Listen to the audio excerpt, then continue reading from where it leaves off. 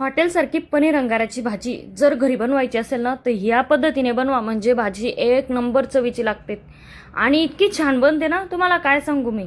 अगदी भारी आणि एकदम छान. सर्वात पहिले काय करायचं, पनीर ज्या आकारात कापायचं तसं कापून घ्यायचे. मग त्याच्यामध्ये टाकायचं थोडंसं 2 चम्मच कॉर्नफ्लॉवर पीठ, हळद आणि मीठ आणि लाल तिखट, आणि त्याच्यामध्ये थोडीशी टाकायची लसूण अद्रकची पेस्ट आणि अगदी मामूलीशी थोडंसं पाणी याच्यावर शिंपडून घ्यायचे, म्हणजे जेणेकरून ना त्याची जी कोटिंग होईल ना ती अशी छान मस्त कोटिंग बसते त्याच्यावर पक्की. आणि जर आपल्याला वाटलं जास्त त्याची कोटिंग काही व्यवस्थित झाली नाही तर मग नंतर आपण याच्यावर थोडंसं कॉर्नफ्लॉवर टाकू शकतो. आता याला आपल्याला 15 मिनिटं साईडला ठेवून द्यायचे. तोपर्यंत गॅस पेटवून घ्यायचा आहे. त्याच्यावर पॅन ठेवायचं. पॅनमध्ये टाकायचं 1 ग्लासभर पाणी, 3 मोठ्या साईजचे चिरलेले कांदे, 1 अख्खा टमॅटो, मगजच्या बिया, काजू, 10-12 काजू घ्यायचे मस्त, आणि ते पण उकळत्या पाण्यात टाकून द्यायचे. इथं तेही छान मस्त उकळून घ्यायचे. त्याच्यात आपल्याला टाकायचे खडे मसाले. तुमच्याकडे जे खडे मसाले असतील, 1 लोंगा, 4 मिरे, 1 तेजपत्ता, 1 दालचिनीचं तुकडं, हे उकळायच्या त्या पाण्यामध्ये टाकून द्यायचे.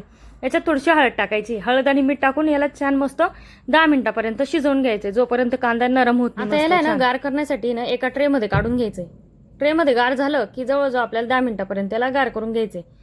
आणि याच्यामध्ये आपल्याला 10 ते 12 लसणाच्या कापड्या टाकायच्या आहे सोललेल्या. नंतर आल्याचं थोडंसं तुकडं घ्यायचं आपल्याला, त्याला असं बारीक चिरून याच्यात टाकून द्यायचे आणि याची एकदम बारीक मुलायम पेस्ट तयार करून घ्यायची.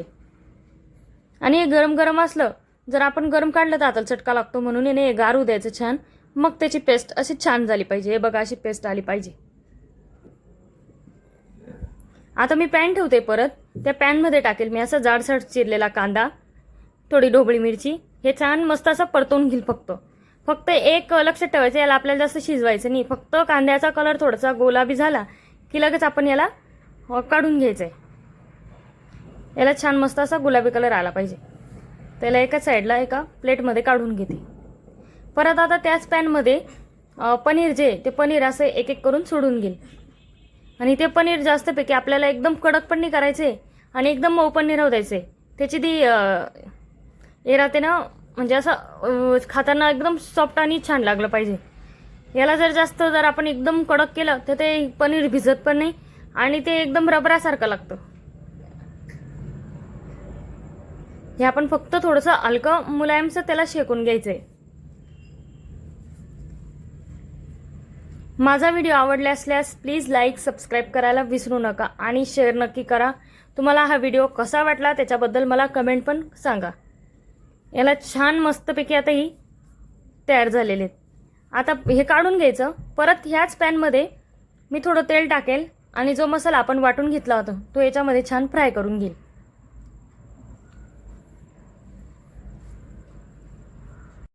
मसाला आहे ना, जेवढा फ्राय करशाल तेवढं त्याला स्वाद जास्त छान येतो. आणि याला आहे ना, आपण जर असं फ्राय करून ठेवलं, मसाले वगैरे काढून, थोडंसं लाल तिखट, हळद मसाला वगैरे काढून, एव्हरेस्ट किचन किंग मसाला वगैरे, तर आपण जेव्हा आपण कोणतीही भाजी करू, आता हा मसाला जवळजवळ आपला फ्रीजमध्ये 8 ते 10 दिवस राहतो. आता हॉटेलवाले काय करतात, अशाच पद्धतीने ग्रेव्ही तयार करून ठेवतात आणि जेव्हा काही ऑर्डर आली की तेव्हा फक्त कांद्याची वगैरे लसणाची फोडणी घालतात आणि हा मसाला टाकला की झालं. मग आता आपण जो आता मसाला तयार करतोय त्याच्यामध्ये टाकली मी हळद, लाल तिखट, मॅगी मसाल्याची 1 पुडी. जर तुमच्याकडे मॅगी मसाला नसेल तर एव्हरेस्ट किचन किंग मसाला वापरला तरी चालतो, त्याच्याने पण भाजीला चव छान येते. आता याच्यामध्ये मला वाटलं थोडंसं तेल कमी झालंय तर मी थोडं वरतून तेल पण घातलंय. आता हे बघा, असा मसाला छान मस्त सुटसुटीत आला पाहिजे आणि असं मोकळा मोकळा झाला पाहिजे. पाणी सगळं आटून गेलं पाहिजे त्याच्यामधलं. याला जवळजवळ मला शिजायला 15 ते 20 मिनिटं लागले, म्हणजे तो पूर्ण त्याचं पाणी आटायसाठी. आता याच्यामध्ये परत मी थोडंसं पाणी टाकेल मिक्सरच्या भांड्यातून आणि हे छान उकळून घेईल.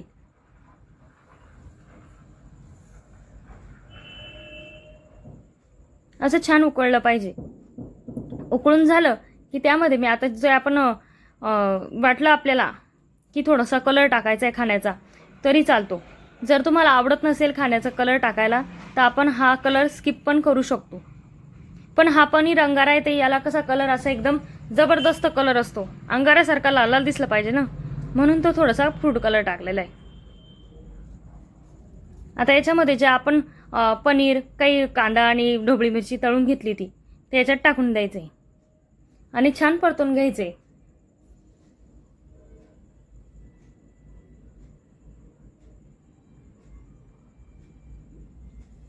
छान परतवून झालं की आपल्याला वाटतं हे जास्त घट्ट आहे, तर याच्यामध्ये आपण अर्धा ग्लासभर पाणी टाकू शकतो.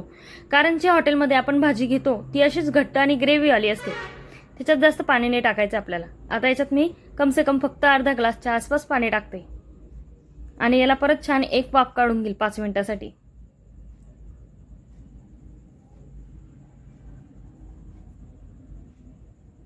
बघा असं सगळ्या बाजूने तेल किती भारी सुटले, भाजी एक नंबर झालेली. आता याला आपण द्यायचं आहे थोडासा जो कोळसा असतो त्याचावाला एक हे द्यायचं आहे, स्मेल द्यायचा आहे.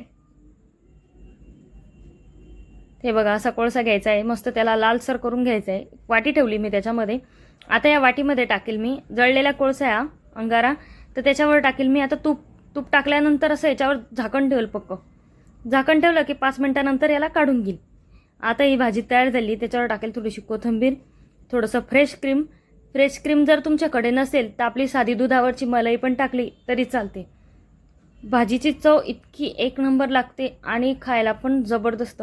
जेव्हा तो अंगाराचा फ्लेवर त्याच्यामध्ये येतो, जोपर्यंत त्याला अंगारा देत नाही आपण तोपर्यंत ती भाजी अशी पनीर अंगाराची तयार होत नाही आणि खायला पण एक नंबर.